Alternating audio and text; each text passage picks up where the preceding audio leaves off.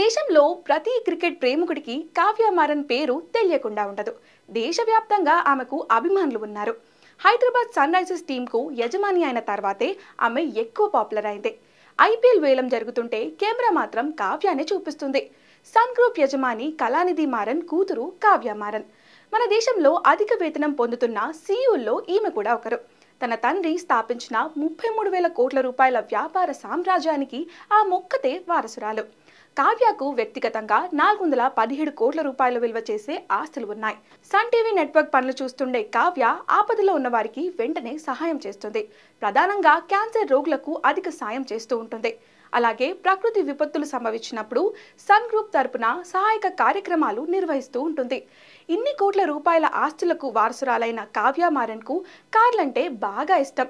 ప్రపంచంలోనే అత్యంత ఖరీదైన కార్లను ఆమె సొంతం చేసుకుంది. మార్కెట్లోకి వచ్చే అత్యంత ఖరీదైన ప్రతి కార్ను కొనుగోలు చేయడం ఈమెకు అలవాటు. వీటిల్లో ప్రధానమైంది రోల్స్ రాయ్స్ ఫాంటమ్. ఈ తరహా కారు ఒకటి ఉందని చాలా మందికి తెలీదు. 8 కోట్ల రూపాయలు విలువ చేసే లగ్జరీ